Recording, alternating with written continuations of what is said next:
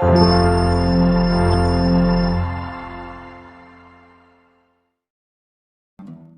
dalam Wali Songo itu apa? Kita juga mengenal yang masih banyak di perjenjangan misteri, yaitu tentang Syekh Siti Jenar.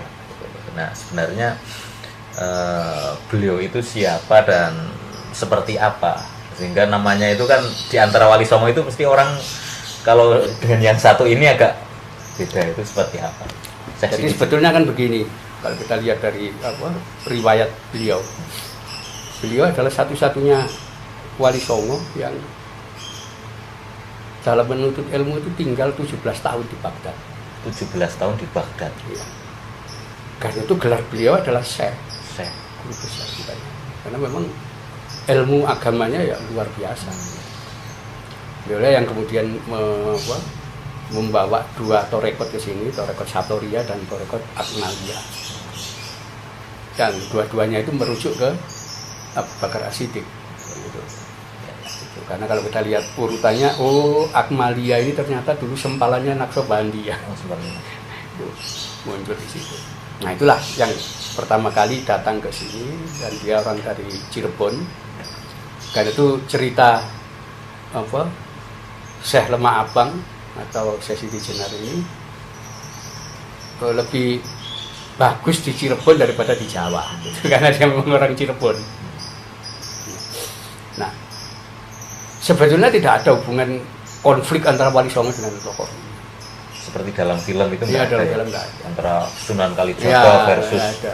Karena Sunan Kalijogo itu menantunya kok. Oh, malah menantunya. Malah menantunya. Kalau nama aslinya siapa? Syekh Datuk Abdul Jalil. Syekh Datuk Abdul Jalil. Ya, keluarga dari Malaka. Nah, itulah yang kemudian berkembang di Cirebon.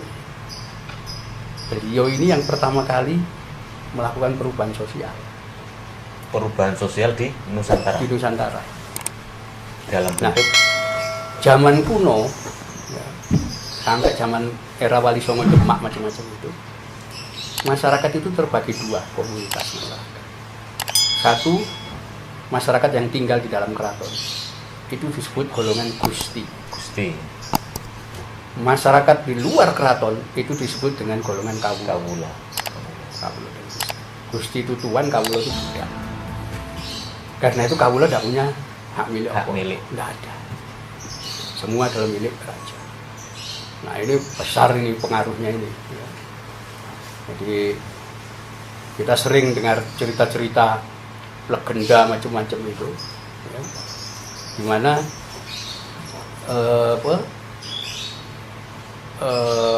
ketika orang dari keraton itu berburu atau apa lewat desa, dia lihat ada perempuan cantik, dia ambil. Kenapa? Lu semua kan budak, dia milik raja. Dia tidak peduli anaknya orang atau istrinya orang, dia ambil. Itu masih mending begitu. Orang masih bisa memaklumi. Oh iya kan. Yang sudah susah itu kan gini. Ketika pihak istana, keraton, itu membangun bangunan-bangunan besar. Dalam arsitektur tradisional, itu ada ketentuan untuk membuat pawadal. Manusia dijadikan tumbal di situ. Tumbal. Ya, anaknya Kawula diambil. Itu didobrak oleh Syekh Datuk. Oleh Syekh Datuk Abdul Jalil atau Jalil. Dengan cara apa? Beliau pertama kali mendirikan desa Lemah Abang di Cirebon sana. Di mana di dalam pendirian desa itu beliau nyatakan penduduk Lemah Abang bukan Kawula, tapi masyarakat. Dari kata-kata musyawarah, orang yang bekerja sama, sederajat yang bekerja itu. Dan mereka ada perbedaan dengan Kawula. Apa perbedaannya? Itu dua kosakata yang tidak ada di dalam bahasa lokal kita, tidak ada. Masyarakat itu punya hak dan milik. Hak milik, hak tanah, Hak dan milik, ya hak keluarga, hak agama, hak macam-macam itu dia punya hak dan punya milik. Nah, sementara Kawula tidak akan punya. Nah ini yang ketika berkembang ya, dari desa lemah apeng banyak gitu. Kemudian itu ada sekitar iya politik kerajaan itu kerajaan loh. Bingung ini gimana ini ya. Kok mulai ada orang punya hak milik, punya ginian gitu. Terjadilah konflik, sering konflik ketika petugas kerajaan mau ngambil anaknya warga gitu. Lawan sama orang-orang lemah apang gitu. Karena itu kesannya lemah apang itu ekstrim, pemberontak dan sebagainya karena betulnya perubahan sosial itu. Ada kata tidak ada kelompok yang komunitas baru yang disebut masyarakat ini, kita nggak kenal istilah masyarakat itu, tidak ada. Tetap kawulo. Artinya sampai sekarang kita nggak mengenal hak milik.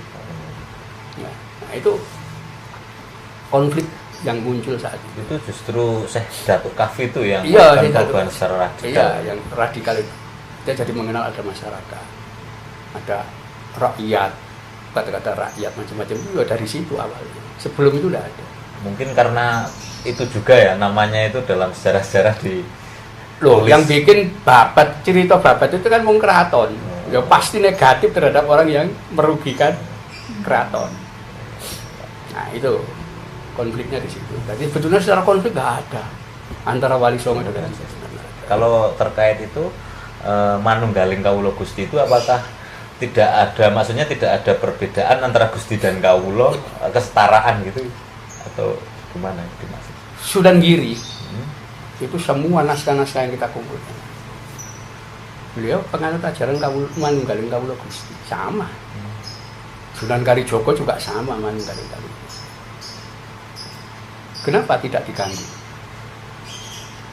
Itu amalia ruhani. Amalia ruhani. Iya, tasawuf.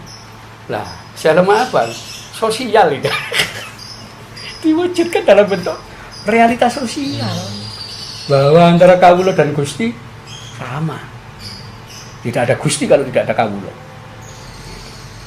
Kan itu ajarannya kan pertama kali wong lemah abang tidak boleh nyembah ratu. Oh, musyrik ya. Iku. Kalau dulu kan ke kerajaan, oh iya, nyembah. Iya, sujud itu. Yang melawan saya. Benar. Itulah awal-awal. Itulah sampai mereka disebut iki golongane bangsa abangan. Apa? Wong lemah abang pengikuti saya lemah abang. Jadi lahirnya abangan itu dari situ. Oh, dari situ. Tapi kalau misalnya tidak ada gerakan itu, orang-orang Islam di pantai utara itu gak mengenal hak milik. Kenapa? Sampai zaman kolonial yang namanya Forsten London, kerajaan Kesultanan Jogja dan Kasunanan Surakarta, nggak ada hak milik. Tetap Gusti dan Kawula. Enggak punya hak milik. Jadi orang itu punya tanah, rumah di situ, tapi itu miliknya raja semua. Milik kerajaan. Itu. Ya. Jadi baru ada ordonansi itu tentang pembagian tanah keraton itu ke penduduk itu 1916. Setelah politik etis berarti. Oh, setelah politik etis. Sebelum itu enggak ada. Ketika Undang-Undang Pokok Agraria itu dibikin oleh Belanda 1870 itu, Belanda juga baru tahu bahwa ternyata orang-orang Jogja dan Surakarta ini nggak punya hak milik atas tanah, atas apa, tidak ada. Kira aku masih ikut lama, tapi orang Pantura yang ikut gerakan sejak awal itu sudah mengenal hak milik itu, sudah bisa diwariskan, bisa diambil. Berarti sudah jelas ya. Berarti sebenarnya peran Siti Jenar itu malah luar biasa, heroik.